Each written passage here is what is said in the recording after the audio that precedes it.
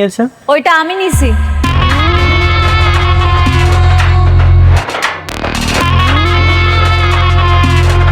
আপনি কাজ করুন, পেড করুন। হ্যাঁ, জি স্যার, ওয়েট করে নিচ্ছি। চলো আমরা চলে যাই।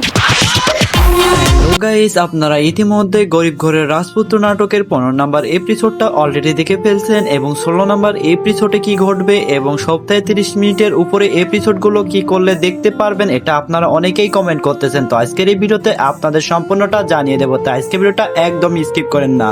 আর আপনারা যারা গরিব ঘরের রাজপুত্র নাটকের 16 নাম্বার পর্বটা দুদিনের ভিতরে দেখতে চাচ্ছেন এবং এপিসোডগুলো 30 মিনিটের উপরে দেখতে চাচ্ছেন, সর্বপ্রথম আমাদের যে কাজটি করতে হবে, আমাদের ইউটিউব চ্যানেলটিকে অবশ্যই সাবস্ক্রাইব করে দিতে হবে। আপনারা যারা শুধু সাবস্ক্রাইব করবেন তারাই কিন্তু 30 মিনিটের উপরে এপিসোডগুলো দেখতে পারবেন আমাদের ইউটিউব চ্যানেলে। গরিব ঘরের রাজপুত্র নাটকের 16 নম্বর পর্বটা একটু স্পেশাল হতে যাচ্ছে আপনাদের জন্য। 16 নম্বর পর্বে আমরা প্রথমেই দেখতে পারবো মেঘলা এবার অনিককে একটা কথা বলতে যাবে, অর্থাৎ অনিককে বলতে যাবে সে এবার তার সন্তানের মা হতে যাচ্ছে, অর্থাৎ এটা বলতে যেও সে পারবে না। অন্যদিকে অনিক তাকে অপমান করে সেখান থেকে চলে যাবে, অর্থাৎ 16 নম্বর পর্বে আমরা দেখতে পারবো এবার অনিক মেঘলার উপর প্রতিশোধ নিতে চাচ্ছে। অনিক মেঘলার ফ্যামিলির জন্য এত কিছু করলো, সেই মেঘলা তাকে অপমান করছে, এটা অনিক একেবারেই মেনে নিতে পারছে না। অর্থাৎ মেঘলার উপর প্রতিশোধ নেওয়ার জন্য অনিক এবার উঠে পড়ে লেগেছে তার পিছনে। অন্যদিকে অনিককে এবার অপমান করছে রাতুল, অর্থাৎ মেঘলা যে রাতুলকে কাজটা দিয়ে দিয়েছে এই জন্য অনিক আরো বেশি রাগান্বিত হয়েছে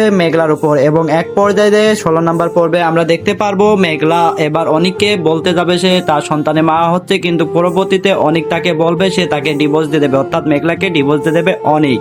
গরিব ঘরের রাজপুত্র নাটকের 16 নম্বর পর্বটা এই জন্য আপনাদের অনেক ধামাকা হতে যাচ্ছে। একদিকে মেঘলা অনিকের সন্তানের মা হতে যাচ্ছে, অন্যদিকে অনিক চাইছে মেঘলাকে ডিভোর্স দিতে, কারণ সে তার রাতুল বন্ধুকে তার চাকরিটা দিয়ে দিয়েছে, অর্থাৎ তার কাজটা দিয়ে দিয়েছে, এই জন্য প্রতিশোধ নিতে চাচ্ছে অনিক মেঘলার উপর। আজকে ভিডিওটা এই পর্যন্তই, ভালো থাকবেন।